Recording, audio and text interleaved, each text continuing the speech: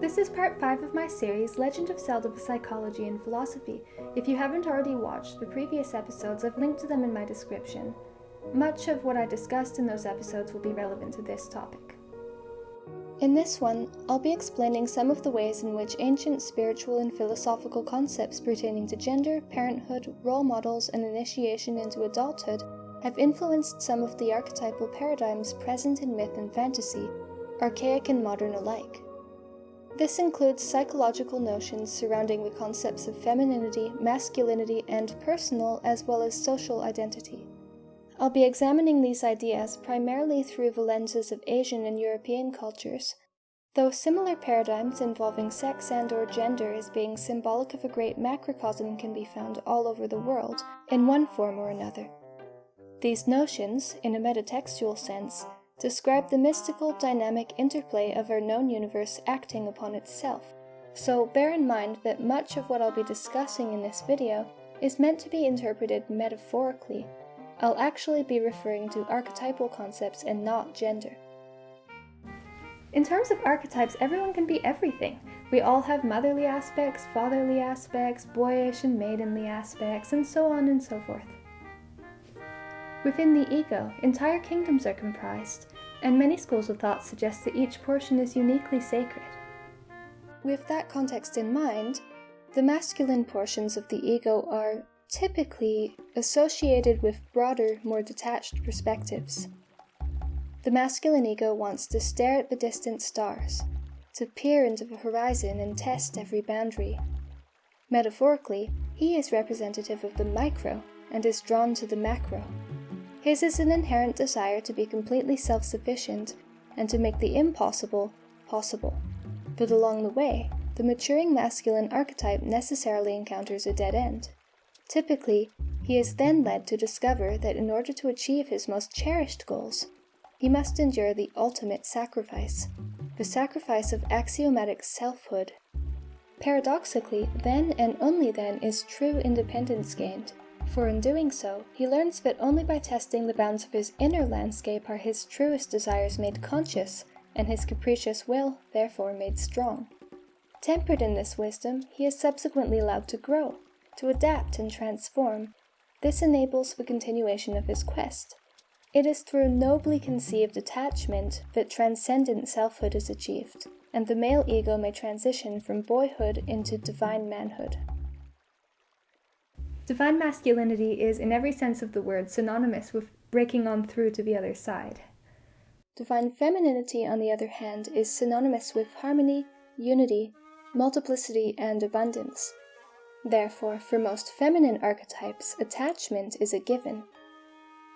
Where the masculine ego wishes to know and discover, the feminine ego seeks to understand in depth. Rather than charting new territory, she typically seeks to recycle, refine, and analyze what is already known. Hers is a closer, zoomed-in view, a secondary or tertiary view. Where masculine archetypes tend to deal in booleans and extremes, feminine archetypes tend to be subtle and nuanced, at times infinitely so. She sees 100 subtle variations and intuitively differentiates them. The divinely feminine ego perceives that her own street is no less interesting or worthy of regard than the great wide beyond, that there is beauty and insight right before her eyes at all times. The feminine ego represents the macro and is inherently drawn to the micro, or in other words, to inward exploration, and thus is challenged by macrocosmic affairs. In order to grow and to transition from girlhood into divine womanhood, she must learn to detach and maintain a more distant, zoomed-out view, for in doing so, she is better able to perform her role as a harmonizer. A lot of the time, these ideas of micro and macro, of yang and yin, of breadth and depth, are central to the Legend of Zelda series. Link, who can be described as a yang archetype, whose job is literally to endure the aforementioned ultimate sacrifice in order to achieve the masculine ideal of noble independence, must also achieve the feminine ideal of harmony. It is via the mingling of the various facets of the overarching sacred masculine and feminine archetypal principles that our hero and his kingdom alike are made whole, and are enabled to flourish, both outwardly and inwardly. One of the themes running through the DNA of the series is the importance of Link's relationship to the goddess.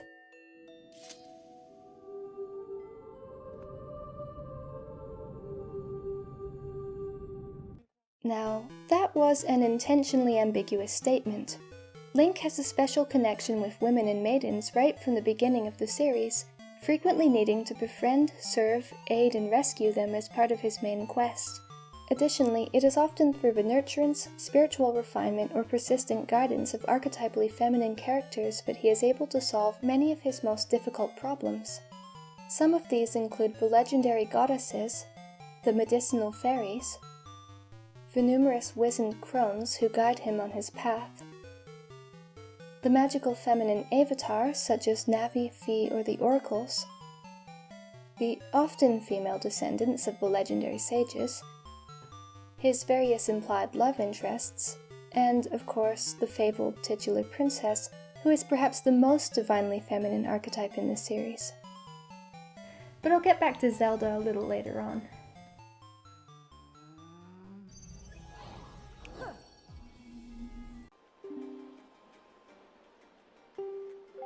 It is my opinion that most of these female characters surrounding our hero embody different aspects of a greater all-encompassing feminine archetype, whose proximity often directly furthers or even announces Link's maturation.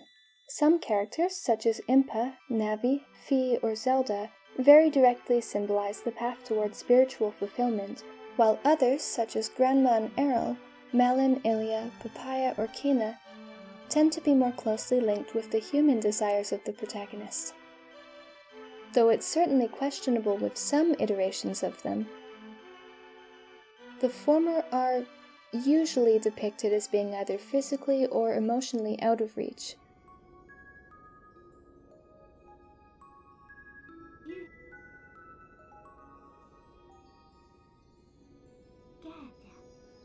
The latter are presented either as familial figures or as possible romantic options for the warrior to explore, but almost always of his own volition, while the former all but outright demand his dedication and sacrifice. The latter never directly request his services as a knight, nor overstate his destiny, and even though they too sometimes land themselves in trouble, rescuing them is never the main plot.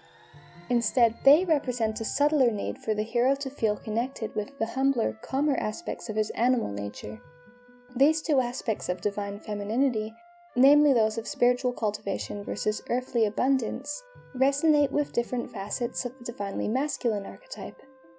One part of Link wishes to occasionally enjoy the simple pleasures of life, sleeping in hammocks, going fishing, eating beside campfires, and perhaps at last settling down roots with some sweet-natured villager or another. However, this is in stark contrast to his higher ambition to fulfill his narrative purpose.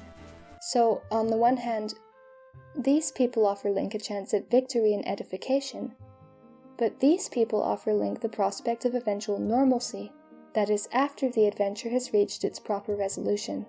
Take Malin, for instance. She isn't just a cute polygon in a purple skirt. She represents a whole lot more. She's sort of a retirement option, the idea of having a purpose after the adventure, and another reason for that version of Link to properly grow up. The ranch offers the idea of the warm hearth, home to not just Malin, but a suitably challenging job, an inviting house, a loving family, and an opportunity for Link to further serve his community while still retaining a semblance of privacy and agency. Now, I feel it's important for me to mention that Link is by no means limited to having meaningful interactions with just the female characters. And in many of the games, the important NPC roles are more or less evenly divided amongst female and male participants. But the nature of said interactions tend to affect the player in very different ways. Our protagonist's interaction with the archetypally feminine characters in the franchise more often than not depict acts of healing, nurturing, and loving encouragement. In return, the player is incentivized to help them, and even to worry about them at times. And while it's true that Link, and by extension the player, typically helps everyone he meets, in terms of the main plot, the preservation or rescue of the maidens, specifically the magical maidens, is usually paramount. Another important feature here is that more often than not, securing the safety of the maidens is either partially representative of, or an eventual stepping stone towards rescuing Princess Zelda herself, where some of the maidens, and sometimes dudes, are parts of a greater unit, each corresponding to a particular chapter within Link's personal development.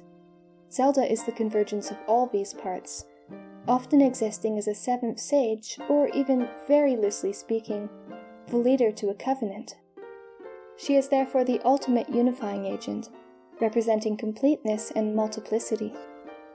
As I'm fond of asking, what does any of this actually mean to Link or the player?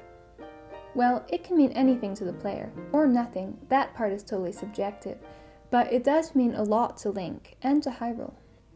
If we were to once again suppose that every single character in a given story could potentially represent a portion of someone's identity, bearing varying degrees of pertinence at a given time, for instance, we may have strong, enduring aspects reflecting our various achievements and aspirations.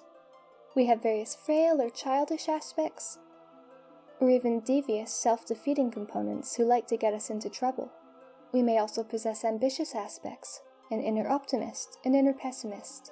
We have curious aspects, insightful and creative aspects. All of these smaller, let's say, part-time components are usually simpler to grasp and integrate.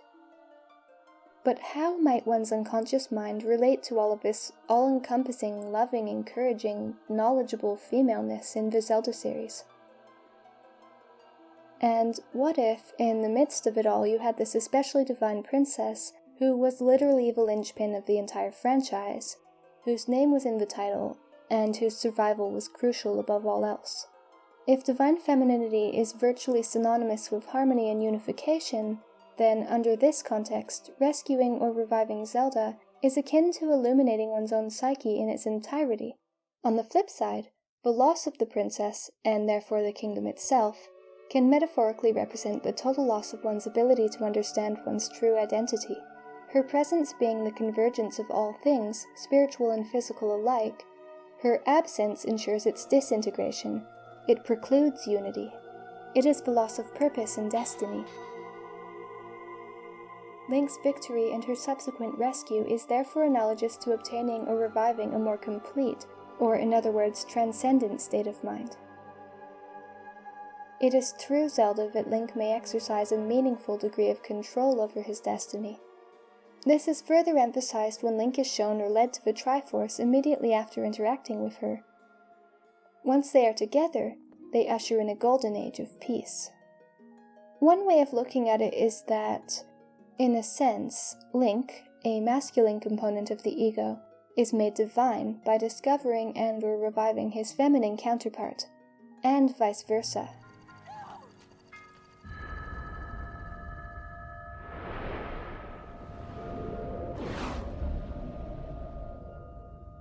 They're kind of like twins. He awakens her and she awakens him. They need and define each other. This is because, in the metaphorical context I've been describing, they are both the same being.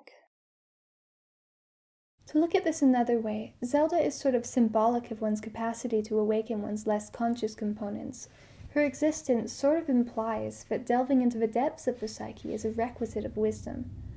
One of the most ubiquitous archetypal paradigms found in real-world mysticism is the idea that the masculine ego, or yang, largely, though not entirely, presides over consciousness, and that the feminine ego, or yin, largely, though not entirely, presides over unconsciousness. And there are some variations and partial inversions of this idea as well. The role of yang is usually to explore the realm of yin, thereby piercing the intrinsic mystery of unconsciousness, much in the way that our conscious minds readily seek out and compile information. The essence of yin, in turn, guides and transforms yang, in subtle but equally significant ways, much in the way that our unconscious minds analyze and deconstruct obstacles while we dream. So, if you think of yin and yang as especially vast, multifaceted aspects of human consciousness, their interaction can be used to describe the various processes of cognition. These pertain to everyday conduct, relationships, work, play, and even peak experiences, all of which are things that most humans require. So when these global aspects do not or cannot cooperate with one another, and therefore serves to unbalance the greater framework, every district of the mind is liable to suffer. Perception is skewed, judgment is lost, insight diminishes, corruption ensues. At once the mind reels and stagnates. In other words, when consciousness remains too separate from unconsciousness, things get unpleasant. With that context in mind, let's consider Majora's Mask, the only game in which Link, the figurative and often literal agent of consciousness, ostensibly has no princess, no goddess, and therefore no internal system to guide him. Though he befriends several transient allies through his journeys, Majora's Mask is the game in which Link himself is arguably the most lost. As I discussed in previous episodes, the Land of Termina is symbolic of something ordinarily whole that has been broken. This is part of a greater theme of separation, in which families, lovers, friends, and even species have grown painfully distant from one another. Link himself is even split into multiple personae. But hang on for just a moment. Is he splitting or merging? Is it emancipation or assimilation? And what would be the difference? The lack of goddess metaphorically represents two things, which may at first seem contradictory. One, that yin is repressed, and two, that yin has taken over. The thing is, we can't really have one without the other, because the things we choose to shove into the proverbial underworld do not, in fact, go away. In Majora's Mask, Link appears to be floundering within a morass of unconsciousness, almost as though he's experiencing a nightmare or a bad trip. In this story, it is an exhausting ordeal to differentiate where one thing ends and another begins.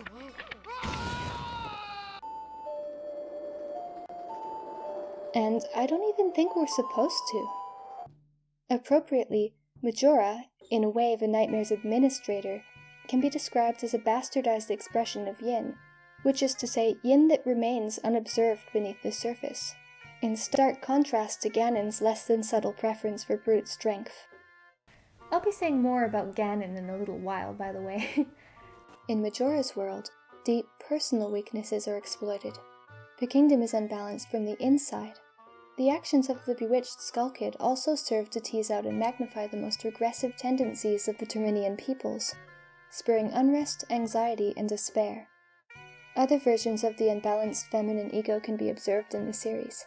For instance, the nightmare in Link's Awakening could also be described as an internally destructive entity.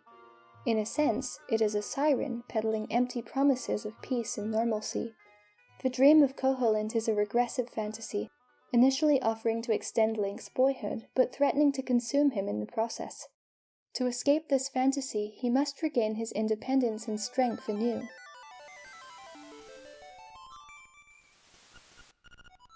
The divine feminine principle suggests that we are each greater than the sums of our parts, that we are all intrinsically connected, and therefore that our choices affect not just ourselves, but the entire world.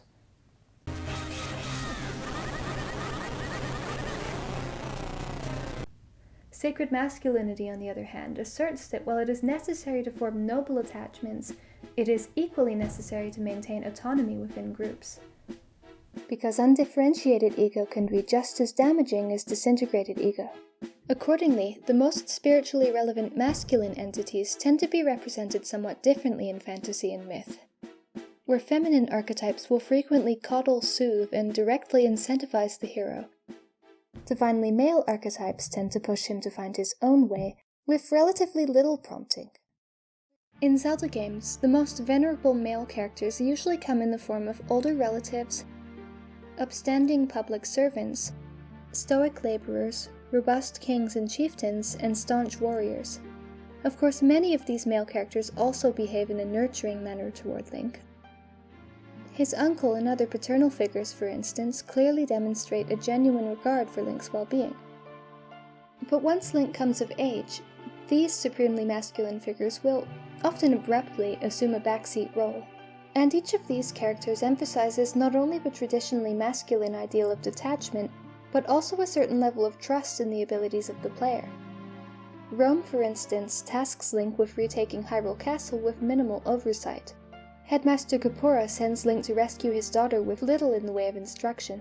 Through these sorts of characters, the narrative sometimes relays the message, Get out there and show me what you're made of. For this reason, it is also notable that the most virtuous masculine characters frequently provide and/or reward the champion with vehicles of freedom, potency, and independence, such as swords, often Link's first sword, access to boats, or the infamous glider in Breath of the Wild. The virtuous feminine characters, on the other hand, tend to imbue the player with symbols of security, harmony, or societal honor, such as sacred armor, shields, magical means of communication, or various nature-oriented abilities. This is the general pattern, but many of the strongest characters in this series, and in fantasy at large, are depicted as having both sets of traits. This too echoes real-world mysticism. In fantasy and myth, this concept is often portrayed in a cryptic manner. In this context, the Happy Mask Man, for instance, is an archetypal hybrid of physical maleness and spiritual femaleness. His ability to repair spiritual wounds, along with his direct association with masks and alter egos, express the traditionally feminine themes of unity and multiplicity. However, in doing so, he must also maintain a certain level of detachment. We can ascertain that he's deeply involved in the worlds he visits, yet in another sense he's a lone operator, uprooted from society. Now let's look at Skyward Sword's Impa, who is spiritually and also physically rooted within the sealed temple for an age while she oversees her young students. She personifies the traditionally feminine virtue of attachment, in a very literal way, but emotionally speaking, she is a paragon of independence. She just sits in the woods, tirelessly, never fully succumbing to her age until her mission is at last complete. She, like the Happy Mask Man, has mastered both the natural and the supernatural. Characters like Impa and the Happy Mask Man call back to several concepts historically connected with shamanism. In many shamanic cultures, it was believed that potency, wisdom, and even consciousness were not static qualities a person or thing possess, but rather a perpetual state of synthesis, that the human mind was eternally experiencing something akin to a dream. And that dream was changeable, and the dreamer no less so. It is notable that many of these spiritually androgynous characters exist in what I would describe as either a semi-human, shamanic, or transhuman state. Some of the sages, for instance, are presented as virtually featureless, appearing to be mere vessels for divine will. They appear to have fully integrated their conscious and unconscious minds. But in this quasi-shamanic context, integrated really means perpetually integrating. An important feature of archetypal integration is its cyclical nature. This is because there are many kinds of phases and seasons occurring within each of us.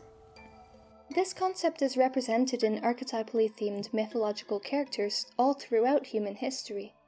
Generally, the rule is that whichever version of the divine one receives or otherwise observes reveals what is most needed, either within nature, within society, or within the individual.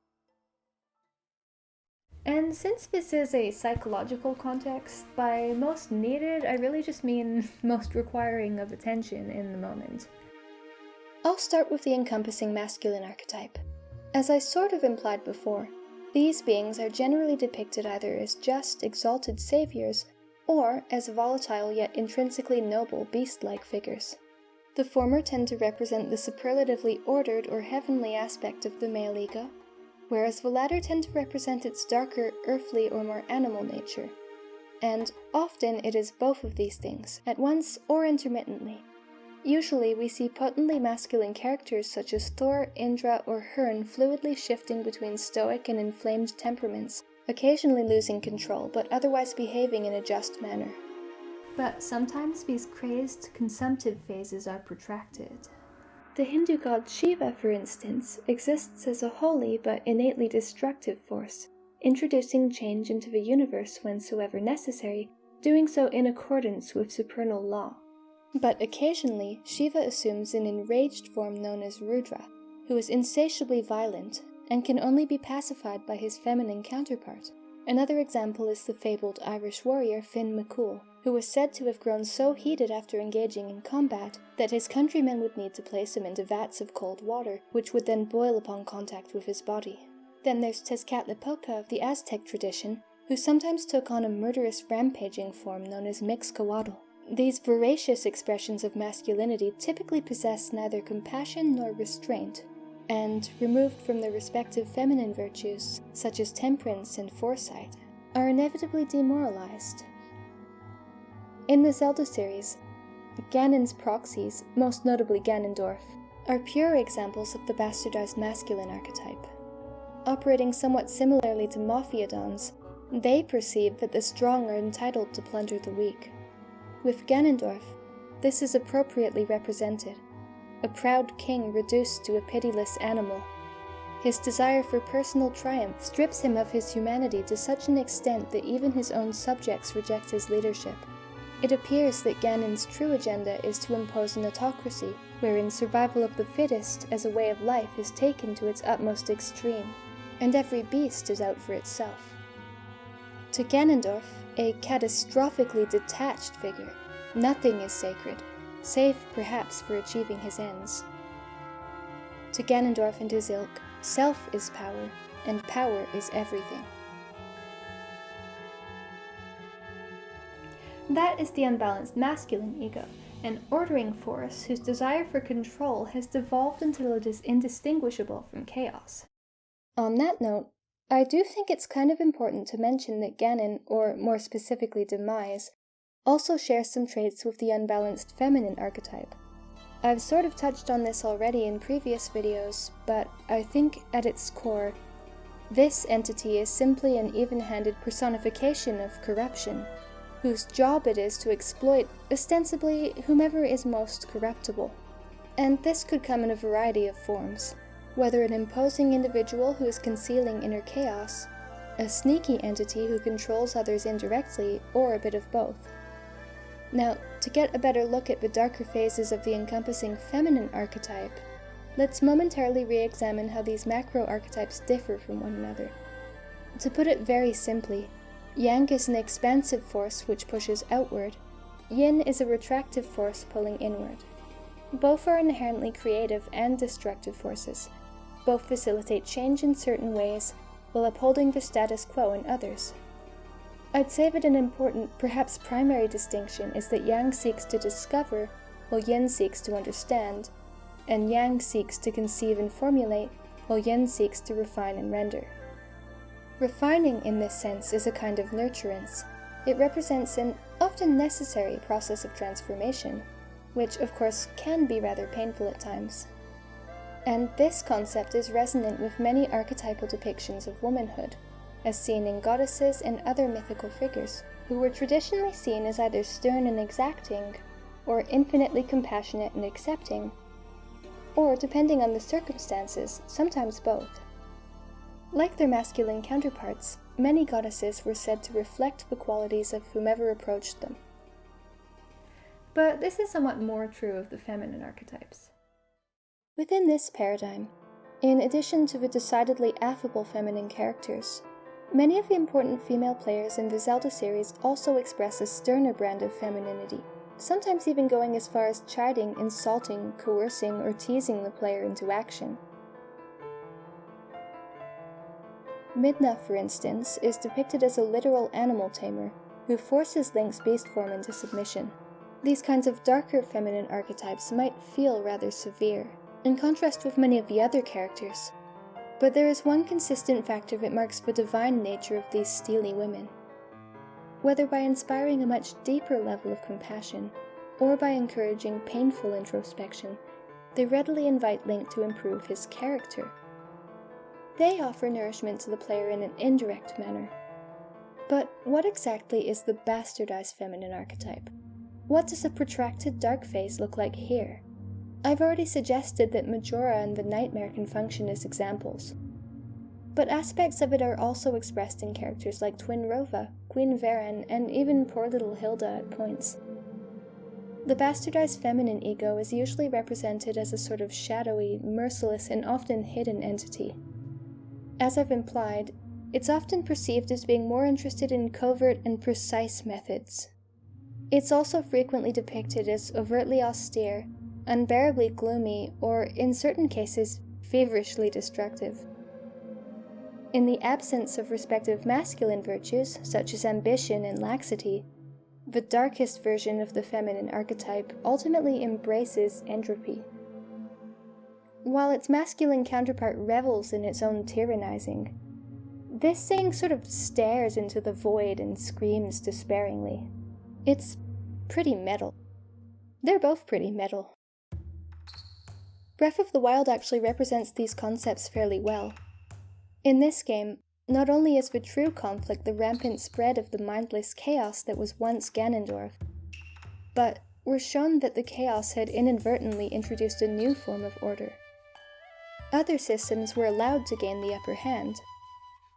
Similarly, just as the balanced forms of ego necessarily mingle with one another, so too do unbalanced forms inadvertently elicit their own adulteration, and therefore defeat.